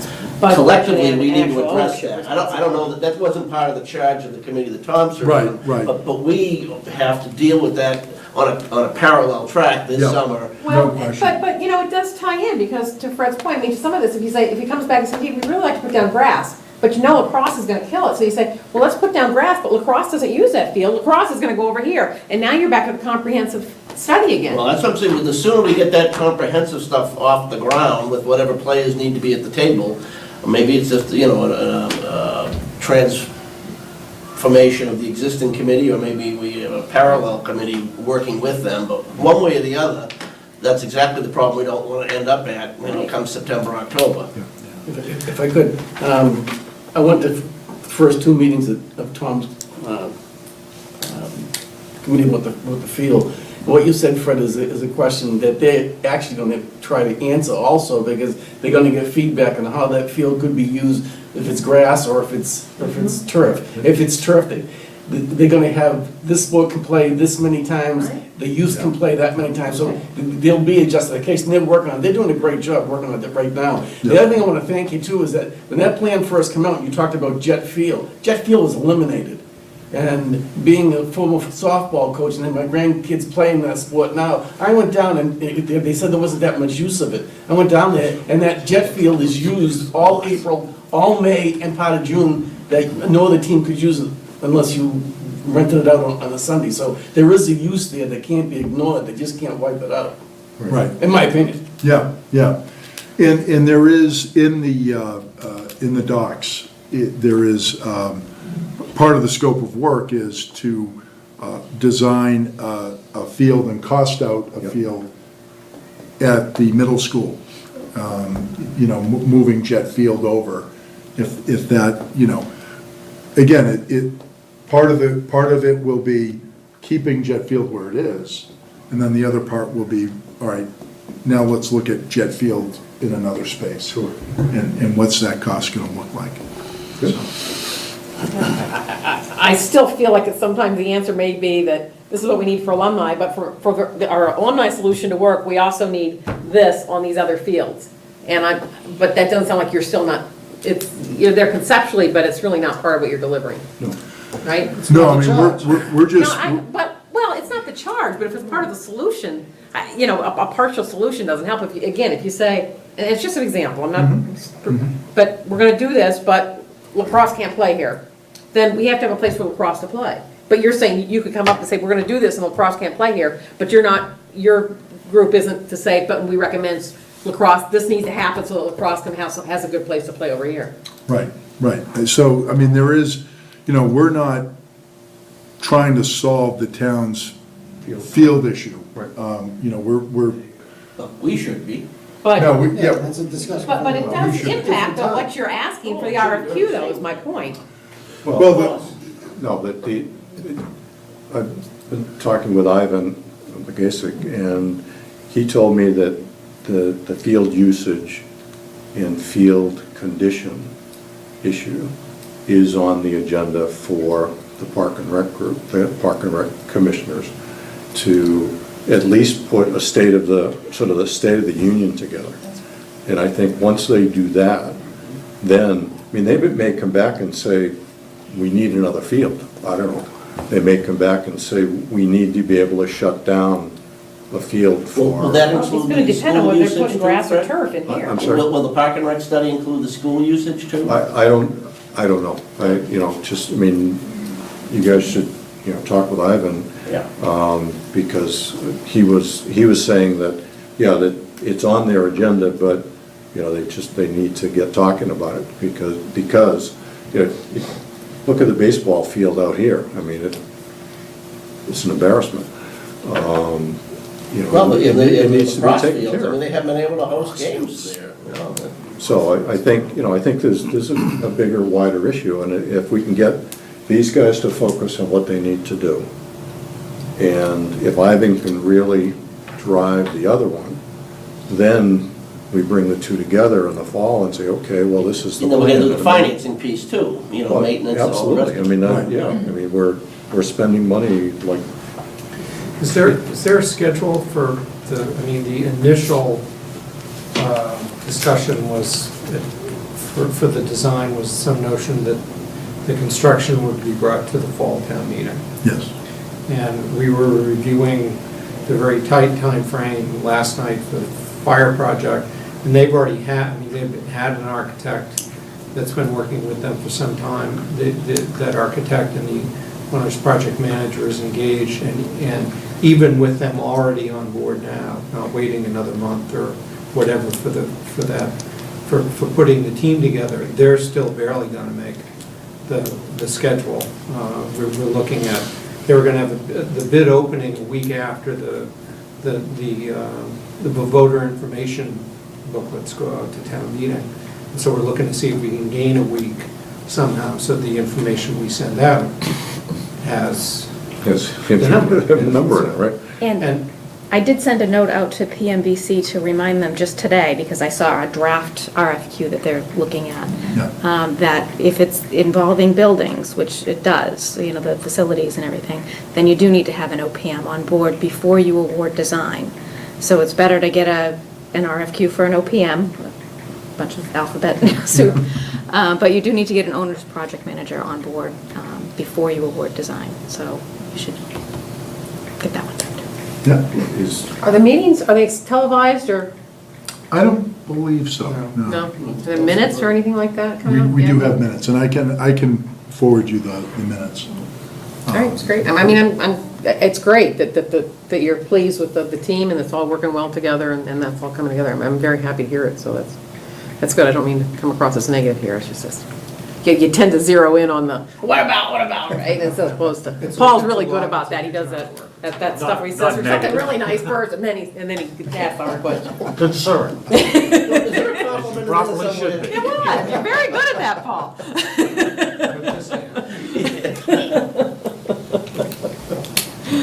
So, and I know where you're coming from on some of this stuff, so I'm if you're happy, then that's a good thing. Okay? Yep. All right. Any other questions, comments? No, good. All right, thank you. Thank you. What will you do? Thank you, Can good. I, Thank you mentioned, Yep. it says jointly, I know everybody wants to leave, but sometime this summer, we ought to reinvigorate the Policies and Procedure Committee, just to see what we have left over from previous years' work, and then what new topics are coming up. And then the other topic prior to the budget session that we promised we would revisit has to do with the school piece of the budget. We made progress this year, but we still ended up much too late in the game, you know, and I think we kind of agreed when we settled on things that we would revisit with an eye to getting things earlier and getting them to follow more of a format that other communities use, you know, not pointing any fingers, but I mean, maybe we should be collecting those models and showing them to them and meeting jointly with them and saying, any reason we can't do what they do in Westford, Acton, Ayer, Groton, whatever, you know? So, Yes. I'm just suggesting there's a couple Oh, of yeah, things we those could be doing guys. over the summer. Thank you. Thank you. We should charge Mr. Glad to have you Glenn. champion on that Oh, side. I'll take it all, I don't care. All right, it's good. Thank Take my you. cat with me and we'll go get them. Thank you guys. Great, Thank thank you. you guys for coming out. That's my agenda at this point. Financial updates. Doesn't really matter, but. Now for the important okay. one, right? monitoring the Financial updates? weather Yeah. radar, so if I leave right now, won't get stuck in a downpour. Are we in between Take the curl downpours? out of your hair. It's headed this way. Is it really? Oh, Yeah, it's headed- let's speed it up. Say, yeah, they've been wrong before. Keith, are you going Thanks, to be at Keith. CPC on the 15th? Yes, I will, yeah. I'll be I'm gonna make there. sure my There's windows a are lot- up. CPC is Okay, spending a lot of time Okay. on, or it has a lot of projects that Yes, up are there, right. generating interest. We'll spend it all before the Williams land comes Yeah, up. yeah. We'll run out pretty soon. All righty. Thank you. and you can just look, you're that close, you can just look. I can see it. Okay, See Good? the reflection. okay then. What's that? Just want to make sure windows were up. Yeah. Before the storms come in. That's why everybody's, the discussion for the people in TV is that hopefully storms coming in and so some people are scurrying, so. Okay, financial update, anything? Basically, we're getting a little closer towards the final state aid projections, where we've gone through the Ways and Means I'm waiting for the conference committee budget, which is the final version. That still is not released yet. But if it holds to where we are right now, there's a small surplus. There's about 55,000 in net school state aid and 30,000 in net town state aid. I'd caution, though, that the assessments can change through the next version and impact that. So if this holds, this is another 55,000 that would go to the schools? It would, not necessarily. The policies state that they could go to reserves, so they could be appropriated to stabilization, they could be appropriated to other areas. They could, upon some consideration, be requested for something, but it's not an automatic Okay. by any means. Or on the town side, it's, Yep. the budget is set, the Yep. budget is appropriated. Bonnie, how much was that town figure again? I missed it. 30. 30, okay, thanks. We have, just to give you a little bit of information on the market issues, we're under a tremendous amount of real estate activity right now. We're doing about 9 municipal lien certificates a week, which, those are what are required when anybody's purchasing a property. They need to see if there's any liens on the property. So we're doing a lot per This is week. residential and commercial? Residential mostly. This is residential, Yes. okay? This isn't new construction, this is just sales and... Sales and new construction. Yep. Okay, got it. So the other thing that's happening is that the market, the turnover is very quick. What's happening is properties go on the market and then they're gone within, a very, very quick period. We've got people who have come in and just anecdotally said, I made an appointment with 3 different properties in Littleton and I couldn't, by the time I got there, they were already under agreement, and then there are bidding wars, which is affecting the market value of the property. So it's a very interesting time to kind of watch all of this. Same thing kind of happened 10, 11 years ago, and then the market. Yeah, I was gonna say, so to Dick's point, enjoy it, bank it away, because it's not gonna last, so don't start spending at that level, because we all know it doesn't last. But The other thing that is coming up for consideration in the fall is we will have excess snow and ice funds because we had the light year this year. As in the past, they've only been spent on either augmenting reserves, OPEB, stabilization, or other capital projects that have been, in the pipeline and considered. So I'll give you that final amount once we close out the What do you fiscal year. think we're looking Probably at? around 300,000, in that neighborhood, because we budget for a healthy deficit, so. We used all of it last year, but we've been good this year. And I think that's it for updates. So I'll have, if you have your first meeting in July, I'll have any year-end transfers that will also be voted on by the Board of Selectmen, so. Okay, so that's July 12th, right? Correct. Is what's Yep. scheduled. Okay. And the selectmen meet the 11th, so you'll have their, consideration on those items too. I mean, it's basically year-end cleanup and whatnot. Housekeeping. But yeah, we are seeing a lot of activity. Even excise, we got a commitment this week. It's the same one, we get them in phases every year, so that when we looked at what did we get in this excise issue 5 last year, it was about 37,000 less. And it's more vehicles and they're newer vehicles. So it's just more people, more stuff, a lot of Bought a activity. new car. A lot of activity, thank you. so, yeah, thank you. Can't believe how high those excise taxes are. We don't set those, the state sets them. Oh, do they really? Yes, they Tax do. deduction. We have no input into it at all. Then I should pay mine.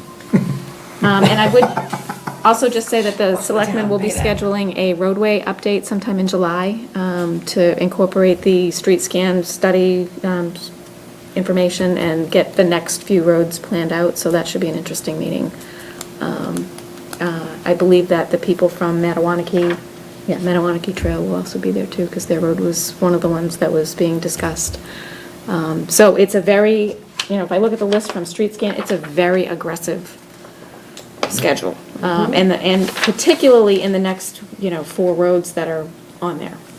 Hartwell Ave on there What by do any those chance? 4 roads at? Well, we've got, their top priority, they ranked it, number 1 was Foster Street, not because of the condition that it's in, but that it could be addressed reasonably now, whereas if you left it alone, it would be a big, full, That's kind of reclamation. value-added Yeah, concept that those you are want. just repairs, right? Right, so Foster Street came in at about 530,000. New Estate Road was number 2, and that's at almost 2.4 million. And that's underway. That's underway.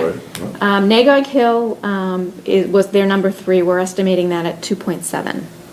It's a long road, okay? It just got done. No, it's, It'll go right That to was the the other Acton one line? on the Neshoba. Oh, okay. yep. Wow. So that's at 2.7 Started million. digging holes last We didn't week. really have any planned after that. We had some, penciled in, but it was a small road. I can't remember which one after. It was a few $100,000. This plan has Harwood Ave at $1.9 million, and then Tehadawon Road at $2.5 million. So with those, it throws my whole financing, out of whack.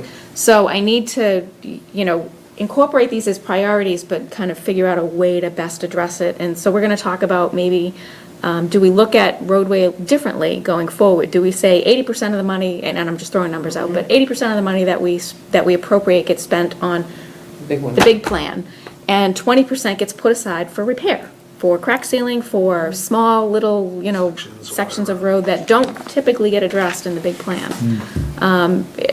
Those are some of the discussion points that we really need to have. Turf Tehadawon. Yes, we Friday nights, you could play under the lights. It just requires cleats. There you go. You can't drive on it. There you go. And that would solve our wellness issue. Probably, that's right, all right. So Fletcher Lane is off the list now, right? Yeah, or Fletcher Lane. Actually, no, Fletcher Lane is down at number 7, but it's at 142,000. Yeah. So That would be a good place. it's the next, $1,000 a four foot, right? roads that are gonna choke me. Only about 142 feet long. That would make sense. to some ex- It might make some, I mean, this is just off the top, but Goldsmith on if we the have left, just stone ice before when it doesn't get Sheffield. used, a practical application would be to put it to roads, because when we do use it, we're gonna need to fix the roads, That so. was gonna be one of my suggestions in. 6 people that live in Because that I know that these roads are coming up, and Right. they're big dollars. We should Right, start. and even if we can use that for the other side, okay, so, all right. All of the ones around the Okay. lake up to the lake, and then they stopped after that. It's one, It's bad. guys, just, one thing that was brought up while you had the sidebar was the one potential use for snow and ice, because it's basically roads, right? Right. If you have excess money, why not put it into road repair? Roads. Yeah, Say. whether, if they could do an extra $300,000 worth of patching, maybe that, Yeah. that almost does foster, Yeah, I mean, it So comes down it's to. the kind of too, thing this- that maybe we could, Yeah. look at as a, Yep. as a policy going forward, or a planning thing going forward, that, You kind of get in that it's another trap, buck- whether you do a I'm sorry. $2.5 million rip up and redo, and redo all the pipes, and redo all the drains, and redo everything, and spend the money now. But can you just have some roads where you just scrape them down a little bit, repave them, and get them by for the next 20 years or Well, you whatever? can, because Jim talks about This that. plan did that. This plan looked Oh, at it that. did? They did Oh, yeah, identify yeah. some of these roads are not full reclamation. They're just They're just addressing the, resurfacing. surface right, area. and that's, and Foster is actually doing small sections of it. Correct. Got it. And that kind of thing. So I sat through the presentation that they made, and it was pretty well thought out.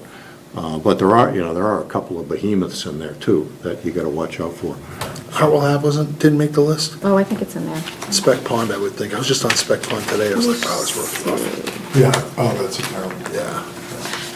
It was, after Tehadawon, we had Meadowbrook, Fletcher Lane, Lakeview, Long Lake Road, Mattawanakee Trail, Queen Road, and Evergreen. Spec Pond's not there? It's terrible. No, it could be, Yeah. just after. What's that? Evergreen. Spec Pond, yeah. Evergreen was a small one, too, A lot of tiny ones down by the lake that are just, Okay, can't remember where that one is. All right. Okay. All right. All right. Elect new officers. I'd like to bring up a point with this before we go down the Okay. path. Don't we normally elect new officers at the beginning of the fiscal year when the new people are appointed in? It's been done different ways. Sometimes it's been done now, so I think last year we did it later. But I mean, it's not like you're gonna take somebody brand new and make them vice chair, True. because there's just, the learning curve here is too much. It's not just an administrative position, so I didn't think it was problem for doing it. I know you don't want to be chair anymore. No, well, Well, let's, I just thought maybe get one more meeting in. you just give me a hard time, or is this a real question?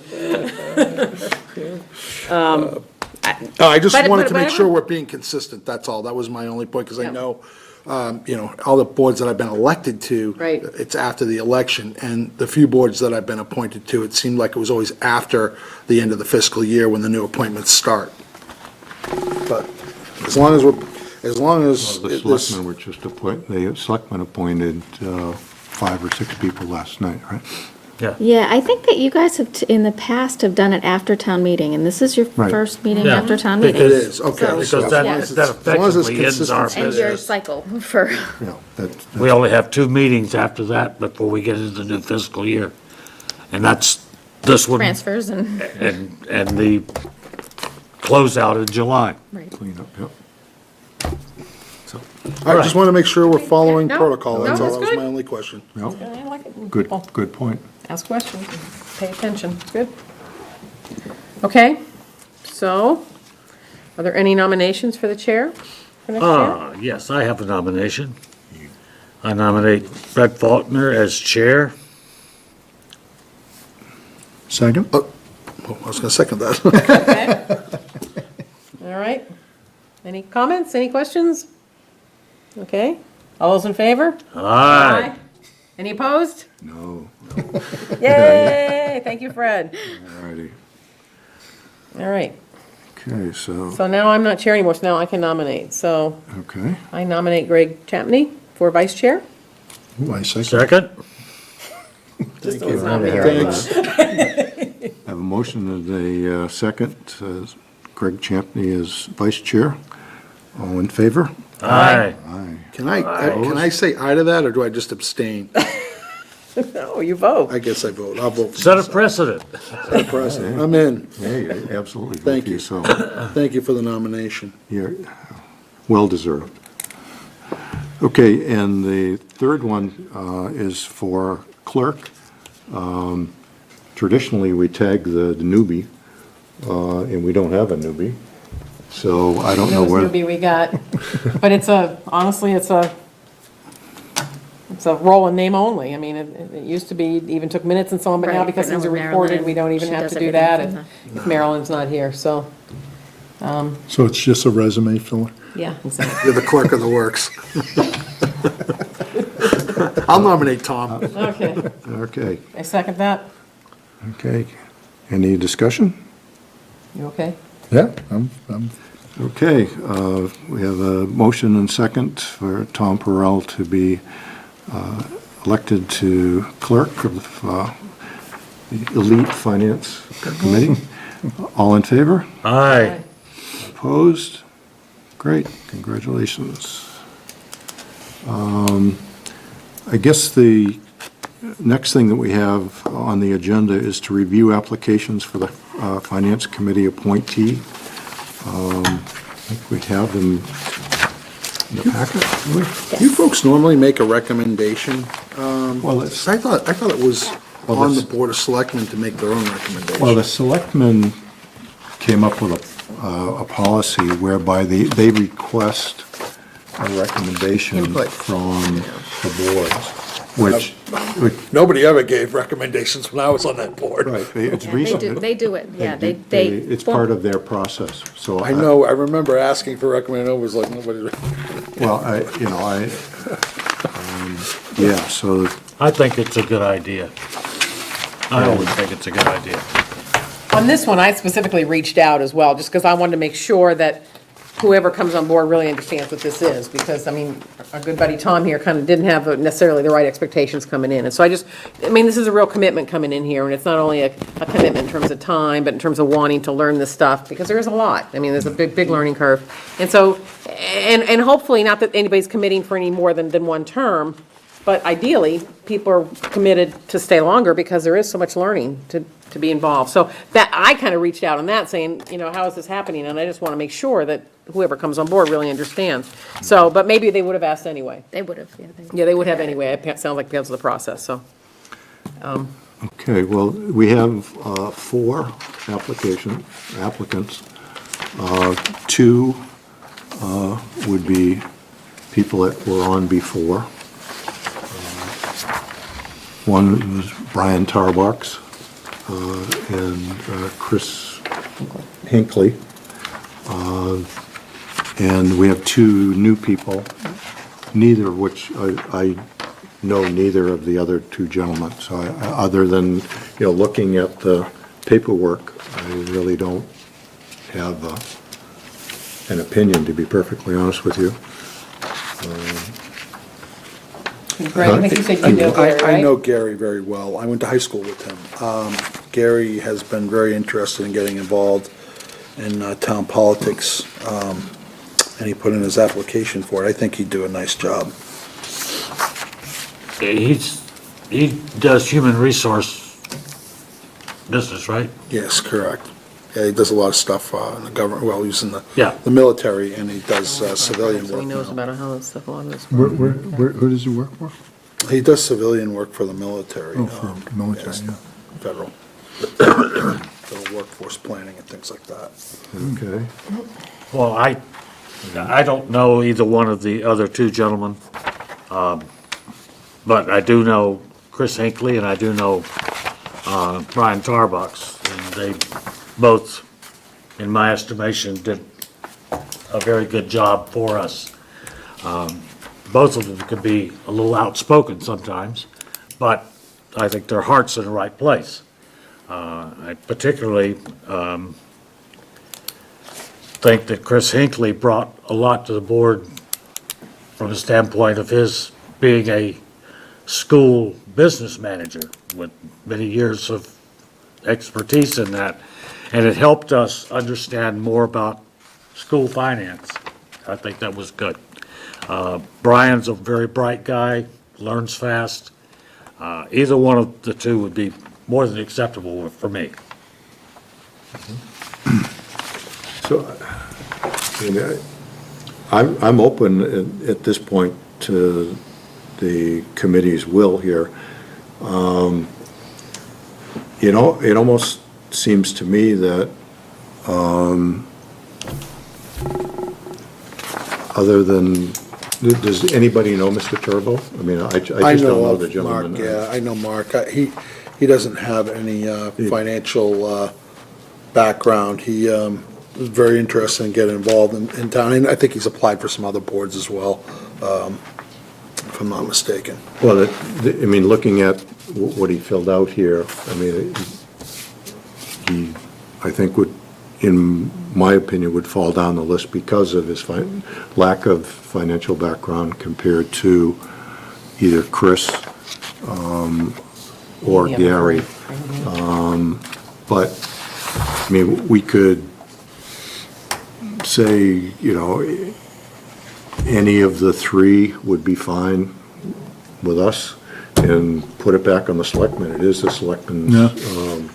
I think my only Or- concern is, and I know I went up against Chris when he was running for reappointment, and obviously the Board of Selectmen didn't select him over me, and whatever reasons they had there. There are reasons for doing that, but I don't know why Brian got off the FinCom. Do you folks know why? School committee didn't reappoint him. And Do you know why they didn't reappoint him? it's a revolving door. Our current chairman is the only one in my lifetime that they've ever reappointed. Reappointed. No, seriously, I mean, and again, Brian was outspoken, and they didn't like that. Pushed it. Because I also think, I mean, because you have the experience, I think that there's some merit there. But I also look at, how harmonious the board works together, and of course, you want people to challenge things. You don't want people just to be yes, yes, yes, and not really say anything, but at the same time, I think, looking at the two people that have been on the board in the past, I'd question why they weren't selected again, and if they weren't selected again for the right reasons, then why are we making the recommendation to reappoint them? Well, I think in both Brian and Chris's, from a finance committee standpoint, I personally think they did a good job. Yes. And I think It from. would not have been our recommendation that they not be They- reappointed right. if anybody had asked us. Absolutely, and, I mean, then that's absolutely nothing against you. No, But, I would have loved to have had Chris back, I would have loved to have had Brian back. So from that standpoint, I'd say, yeah, okay, Gary has an impressive resume. So, I mean, my feeling is that any of those three, you know, I would be, personally, I would be okay with. I think, you know, if Gary comes in here with two heads, well, maybe I made two are better than one. a bad thing. Maybe. I know Gary pretty well. He's lovely. He's You a know, very level-headed guy. and that's fine. I mean, I go with, you know, your recommendation on that. So. Yeah, I'd be inclined, you know, one new and one experienced. You know, get a fresh perspective, and then someone who has the experience of FinCom. Well, there's only one opening, right? Right. Oh, Only so one. we're Yeah, only yeah, looking at of one, one's okay. spot. It's replacing Paul, Interesting, basically. interesting. You know, I mean, I've been, you know, I stepped basically away from the chair for a number of years, encouraging the newbies to, you know, come in, and we came up, Alan and Yep. and I and I forget who the third person was. Dick Watmany and Yeah, Dick came up with the scheme where, okay, you know, we'd do the chair and then the vice chair and whatnot, just sort of to move people through the process and hopefully, you know, get the new folks to be a chair. I mean, I think Betsy did a hell of a fine job as chair. And I would hope that, you know, if the way we're doing things works, you know, you're back here, you're in this seat next year. Okay, there you go. This isn't political, so I'm okay with it. You know, whatever. And I think that, you know, get on my soapbox a little bit, I really believe that the FinCom should not be a political board. It really should try to have our collective wisdom focus on the long-term financial well-being of the town.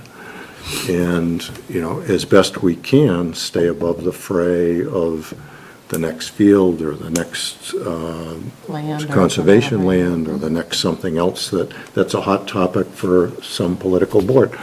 And I think, you know, our, you know, trying to push the field maintenance or how many fields we have along with what you're doing, Tom, is just that, you know, is trying to make, you know, the town better. So I digress from what the subject is here, but Is this any indication as to how long our meetings are gonna run going forward?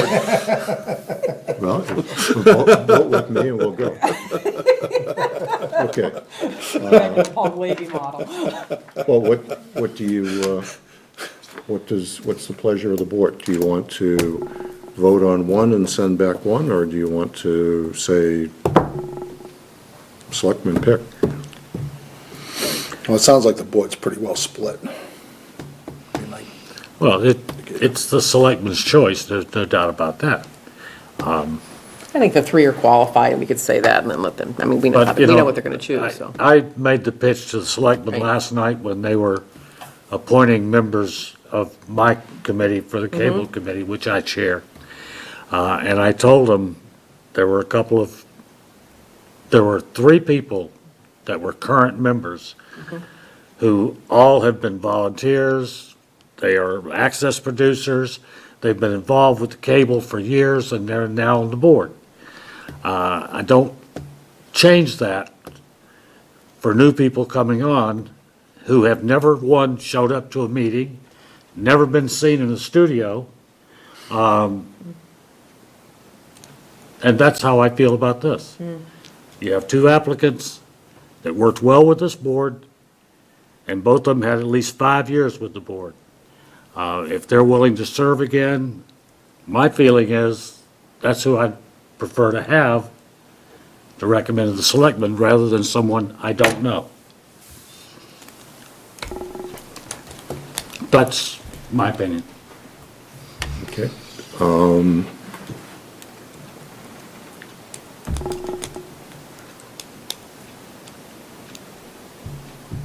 Can I have a motion as to what the direction we should give the selectmen is, and we'll put it to a vote? I move that any of those three would be acceptable to the Finance Committee, and it's the Board of Selectmen's choice. Okay, so I have a motion that any of the three, which are Gary Wilson, Brian Tarbox, or Chris Hinckley, would be acceptable. Is that, do I have a second? Yeah, Second, okay. I want to discuss that. Yeah. That's fine. Can we say, well, I was going to say that prior experience is a plus for this board? Well, I can't make a motion, so. You're off the hook, huh? See? Now you get it. I think if you're going to make that statement, Alan, I think you're basically saying that you're not interested in appointing the third person, and you're only interested in. Yeah, your two. kind of. Yeah, pretty much. Just a Pretty spin much. on words.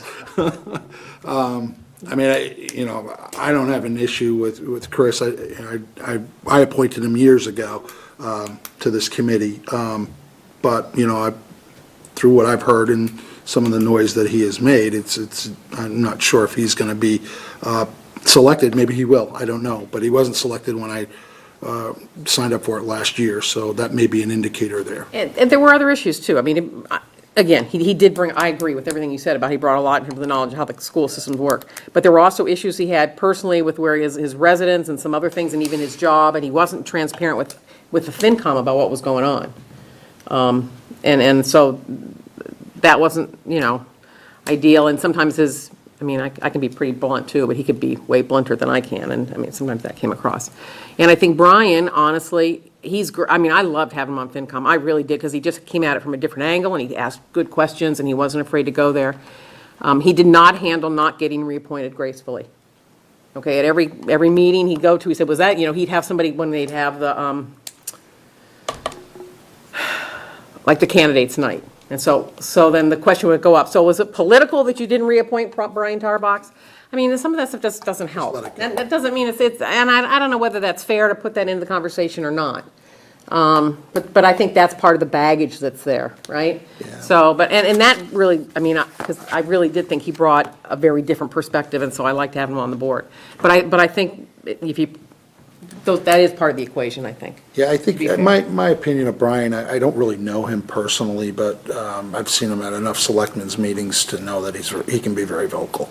And I don't know if that's good or bad. I haven't worked with him in a board capacity before, so I don't really have an opinion of that. Yeah, and again, for what we saw, internal to Finance Committee, it was great having him there, because he was vocal, but very appropriately, I thought. It was sometimes outside, not so much maybe, or on social media, sometimes he was doing some things, I think. But he should be able to do that, I guess, I don't know. It's part of the package, so. All right, well, But All right. I'm just I having, if you're gonna.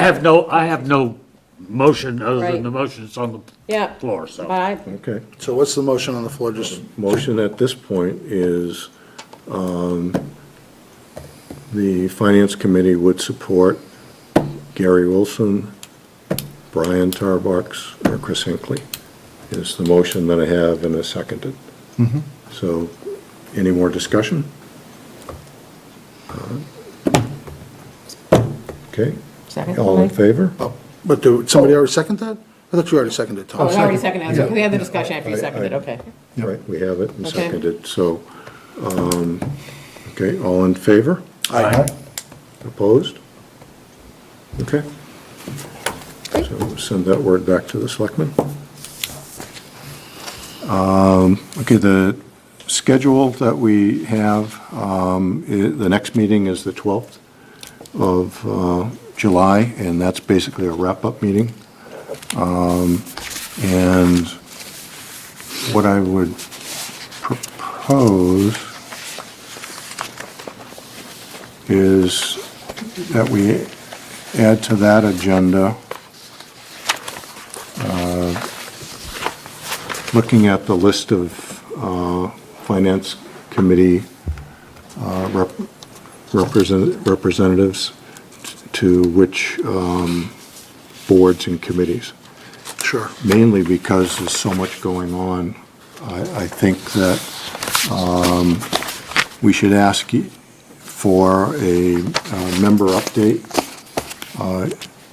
each meeting, sort of as a standing agenda item. So if we have issues with, say, Park and Rec, for example, I am their representative, so I would try to stay in contact with Ivan and see what they're doing on the fields, and, you know, if it makes sense to bring them in, I can invite them in. If it, makes sense to just do an update like Tom did on the fields, I'll try to keep us apprised of what's going on. I don't know who has the library. The library is still looking at trying to push that project forward. We've got the Steve, fire. isn't it? I'm Isn't sorry? Steve on that because of the Yeah, PMBC? Steve. Yeah, well, Yep. so, and then obviously, keeping alumni, every time, just an update, just how we doing, what's happening. And then the conservation. I still think we need to get a group together and figure out who's on first on this conservation land thing. Yeah, it's always seemed like it's just knee jerk. It's like, oh, that property's up for sale, we gotta buy it. It's really like no plan behind it saying, Right. well, every property's important, we wanna preserve it all. Sure, that's a grand vision, but, you gotta kind of. Right, and You never know for sure, but when the owner is 100 years old, it probably is going to happen in the short term. I don't know. Chance, it's just, it's a good chance. we really have a situation here that, I know, we're trying to get the Joyce Williams property tied up, but at the same time, Edith and Paul Smith basically started the conservation effort in town, and they put 60-some-odd acres into, conservation restriction. Good thing about that, you don't have to worry about that land being developed, so you don't necessarily have to acquire it to accommodate the preservation No, of it. that's a good point. Why buy it? If it's got a CR on it, why buy it? I mean, you're still getting tax revenue, it's a lower tax revenue, but you're still getting tax revenue on the property. They can never develop it. It's locked up in a CR. And that's, when I read that, I was like, well, why are we even thinking about buying this? We don't need to. So, but again, I think that understanding, obviously, the family that wants to turn it over to the town some way. But the value of the development rights have been removed from the property, so the value of that property should be very, very, very low. Should be relatively low, Yeah. right? So, now, on the other hand, it's got good frontage, so maybe there is something that the town would want to do with it. I mean, it's off in a corner of the town that's not convenient for much of anything, but, but I sit on the CPC and discussing these things with the conservation groups, well, they want it all. They want to buy everything that pops, they want to be able to buy. And the town just does not have the financial wherewithal to do that. So I think that we need to. So do you have assignments you want to do now, or you just brought that up as a discussion point? What I'd like to do is agenda for next time so we Okay. can actually go through it. But I would like people to be thinking, if you have any of these groups that are sort of hot buttons, if you can contact that group and be prepared to give us sort of an update as what's going on, just a hi howdy. I think we need to reassign Mr. Clavies to the committees that he was tied to. Right, but again, by next time, we'll have the new person, and then we can sort of divvy it Well, up. as a new, well, depending on who it is, whether they're newer or experienced, we have to do different things. Also, Right. we thought, and you probably already thought about this, but the groupings that we had before need to be Yeah, well, rejiggered. But I think that's why we want the whole Okay. group Okay. together. Yeah. Because Paul was on the school commit, with the Right. school committee, with Tom. So depending on who comes on, do we put somebody new with Tom, or do we do something different with schools, or whatever? And then I'll commit to try to get together with Bonnie before the next meeting and put together the schedule Yes. of meetings and the budget schedule. And we're trying to Because nail down the town meeting date, and that's kind right, of, town meeting date is coming Everything goes right, from that. right smack dab on when we normally would do the big budget review. Budget review. So we may have to slide one way or the other. So I'll sit down with Bonnie, see if we can do something. We'll put a draft together, and that'll be an agenda item for next time as well. One other thing I'd like to request, and this goes to you, Bonnie, can you get a listing of what the state may put on for additional training for finance committee members, things like yeah, that? there's not a lot of programs, but there are some very targeted ones. There's one coming up in November annually, and there might be a few more. I'd I'll like get a to list. see the list of what's available, and, if it works with my schedule, I'd like to attend maybe one or two of those. Might learn something new. That Saturday one where I don't remember if It's that in was the a good fall. one, Yeah, right? that's a And good that's, one. you have the budget, or the finance committees from all the other towns Yeah, and and so they have on. this new officials forum where you can kind of target yourself towards finance, and, others go to land use and whatever, so I'll find that one too. Okay. Appreciate that. Okay, then take a motion to adjourn. and let's I'll make a keep- motion to adjourn. I haven't been able to do that for a long time. Third favor? Aye. Aye. Aye. All right. Thank you very much. Next meeting again is? The 12th. Yes, yes, yes, yes.